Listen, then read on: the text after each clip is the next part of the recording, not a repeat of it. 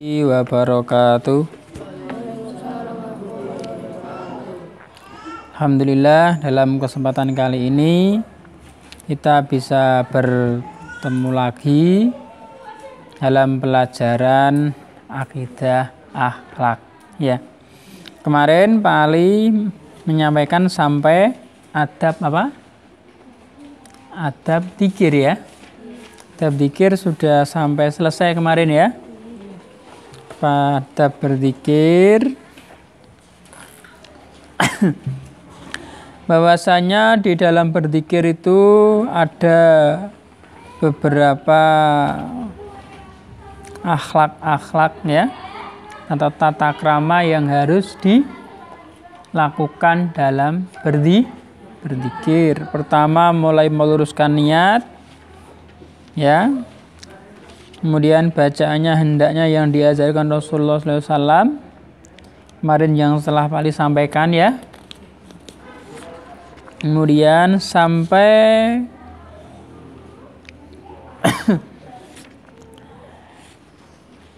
tidak mengganggu aktivitas orang lain. Ya. Di dalam berzikir itu kita tidak boleh mengganggu aktivitas orang lain. Itu yang kemarin Pak Ali sampai. Sekarang kita masuk meneladani kisah Nabi Sulaiman sallallahu alaihi wasallam. Nabi Sulaiman itu termasuk ya,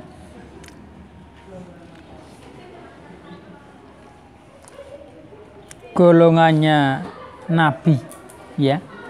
Nabi Sulaiman termasuk golongannya Nabi. Nabi Sulaiman adalah putra dari Nabi Dawud alaihi salam. Bahwasannya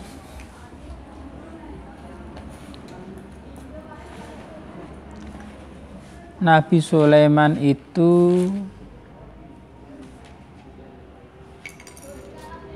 sejak umur remaja. Umur remaja itu umur kira-kira belasan tahun. Seperti kamu kan belasan ya. 11 sampai seterusnya ya. Itu sudah menampakkan atau memperlihatkan tanda-tanda kecerdasan ya, tanda-tanda ketajaman dalam berpikir, tanda-tanda ketelitian dalam mempertimbangkan dan mengambil sesuatu keputusan. Itu pada umur belasan tahun sudah muncul tanda-tanda seperti itu. Itu adalah orang-orang khusus pilihannya Allah, yaitu Nabi Sulaiman alaihi salam ya. Nabi Sulaiman ya, sewaktu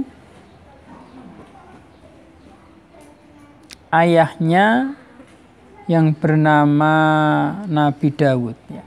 Karena Nabi Sulaiman itu adalah putra dari Nabi Dawud. Nabi Dawud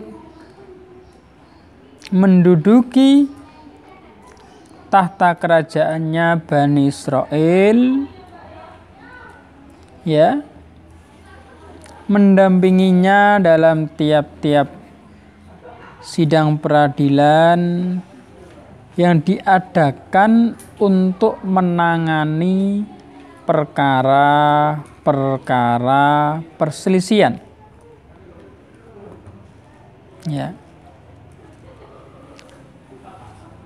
Sampai-sampai karena ketajaman dari otaknya Nabi Sulaiman, kecerdasannya dari Nabi Sulaiman, akhirnya di situ Nabi Sulaiman itu sebagai yang melihat. Setelah Nabi Sulaiman melihat, kemudian Nabi Sulaiman menilai. Menilai dari apa? Menilai dari kejadian-kejadian ya dalam perkara-perkara yang diperselisihkan. Ya. Pada saat itu, yang mana dalam suatu perkara, ya, Nabi Daud memutuskan bahwa sebagai ganti rugi yang diderita oleh pemilik kebun akibat pengurusan kambing-kambing pemeliharaan tetangganya, maka pemilik kambing itu harus menyerahkan binatang pemeliharaannya kepada pemilik kebun sebagai ganti rugi yang disebabkan oleh kelalaian penjaga binatang ternaknya. Tetapi Nabi Sulaiman yang mendengar keputusan itu yang dijatuhkan oleh ayahnya dirasa kurang, ya, tepat, berkata kepada ayahnya tadi, wahai ayahku, menurut pertimbanganku keputusan itu sepatutnya berbunyi kepada pemilik perkarangan yang telah binasa tanamannya, diserahkanlah hewan ternaknya untuk dipelihara, diambil hasilnya dan dimanfaatkan bagi keperluannya, sedangkan pekarangannya yang telah binasa itu diserahkan kepada tetangganya, pemilik peternakan, untuk dipugar dan dirawat sampai kembali kepada keadaan asalnya, kemudian masing-masing menerima kembali miliknya. Ya, itulah kehebatan Nabi Sulaiman. Makanya anak-anak di sini ini harus menunjukkan kecerdasan yang hebat, yang luar biasa. Karena dari banyaknya anak ini itu akan memiliki bakat-bakat yang berbeda. Saya yakin di sini bakatnya tidak akan sama. Bakatnya akan berbeda. Dan memiliki keahlian yang beda. Ya. Karena kamu dilahirkan oleh orang tua yang berbeda, latar belakang yang berbeda. Ya. Kemudian saya teruskan lagi. Disitulah hebatnya Nabi Sulaiman ketika masih umur belasan tahun. Kemudian setelah Nabi Sulaiman dewasa, Nabi Sulaiman menggantikan ayahnya menduduki kerajaan ayahnya. Ya, Nabi Sulaiman menjadi seorang raja. Ketika Nabi Sulaiman menjadi seorang raja, ya, bahwasanya sudah anak-anak sudah sering mendengar Nabi Sulaiman itu adalah, ya, Nabi Sulaiman itu adalah nabi yang bisa bicara dengan hewan. Nabi yang ditakuti oleh bangsa jin. Ya. Kemudian ketika Nabi Sulaiman melihat ada hewan itu jalan, semut jalan, Nabi Sulaiman dari jarak jauh, kemudian dari jarak dekat itu berhenti. Dan semut itu minta izin untuk lewat di depan Nabi Sulaiman. Kalau kamu yang lewat, Kira-kira semutnya kamu tabrak, apa kamu berhenti dulu menunggu semutnya rombongan itu lewat? Semutnya yang saya tabrak, itu bedanya kamu dengan Nabi Sulaiman. Paham ya? Paham ya? Kemudian Nabi Sulaiman lagi menaklukkan ratu, siapa namanya? Ratu Bilqis.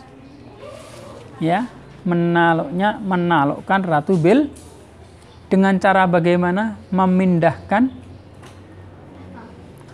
kerajaan Ratu Bilqis, dipindahkan di tempatnya Nabi Sulaiman dalam berapa menit kira-kira? Dalam 1 kejap mata. Kerajaan kok bisa dipindah dalam 1 kejap mata? Karena dengan izin Allah, ya, Nabi Sulaiman bisa dibantu oleh bangsa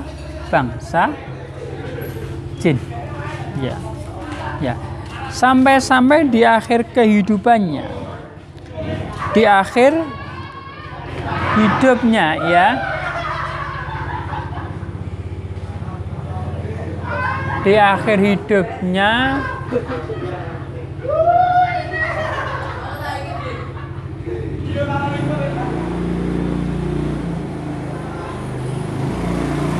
ya, di akhir hidupnya Nabi Sulaiman ketika meninggal tidak ada yang tahu.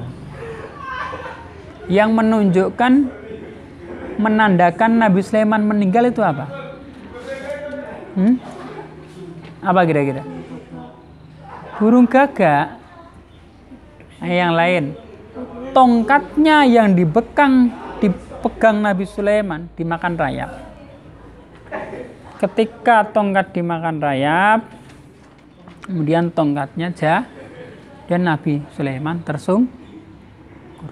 Itu baru ketahuan kalau Nabi Sulaiman alaihissalam dalam keadaan meninggal dunia. Ya, itu dari pertama sampai akhir kehidupan Nabi Sulaiman. Ya. Dan anak-anak sudah barang tentu tahu burung yang berterbangan. Ketika diminta untuk datang oleh Nabi Sulaiman, kira-kira datang apa enggak? Datang. Karena Nabi Sulaiman bisa menaklukkan dan bisa berbicara dengan hewan. Semua hewan, semua jin. Makanya kalau anak-anak itu baca Al-Quran kalau malam, biasanya baca surat jin pasti dilewati ketika malam hari. Iya kan? Ya enggak kira-kira? Kalau ketika kamu ngaji pas baca surat jin di malam hari itu kamu lewati apa kamu lanjutkan kira-kira? Itu pasti dilewati ketika baca surat. Tapi kalau yang baca Nabi Sulaiman ya tidak dilewati, langsung dibaca. Karena bangsa-bangsa jin itu adalah bawaan dari prajurit dari Nabi Sulaiman. Ya. Dari sini ada yang ditanyakan? Tidak ada?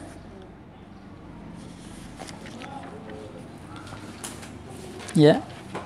Kalau tidak ada yang ditanyakan,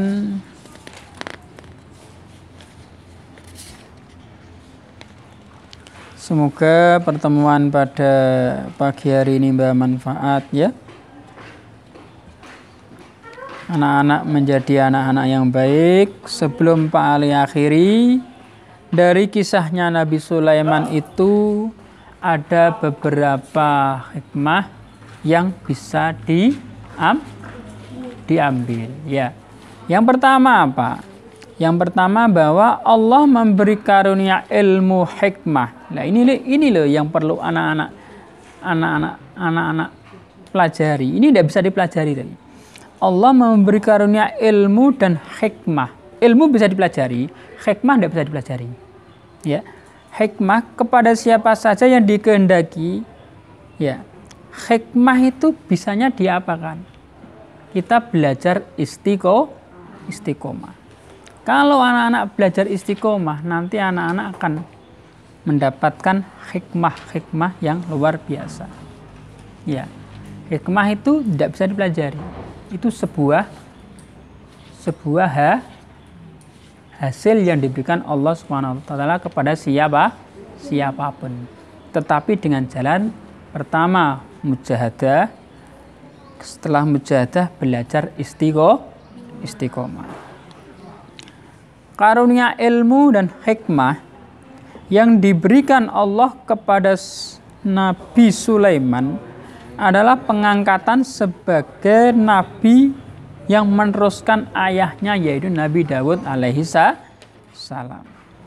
Yang ketiga, karena karunia ilmu dari Allah yang diberikan Nabi Sulaiman dapat memperoleh kekayaan yang berlimpah dan menundukkan ratu yang namanya Ratu Bilqis dari negeri Saba.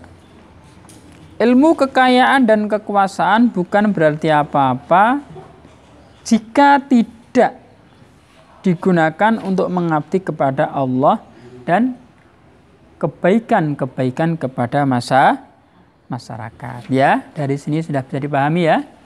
Mungkin kita ketemu minggu depan. Kalau minggu depan belum penilaian akhir semester. Kalau penilaian semester, anak-anak belajar yang sungguh-sungguh ya. Karena sudah akhir pada semester berapa ini? Semester pertama. Semoga anak-anak nilainya baik dengan belajar yang baik dan akhlaknya dibaikkan oleh Allah Subhanahu wa taala. Diakhiri, assalamualaikum warahmatullahi wabarakatuh.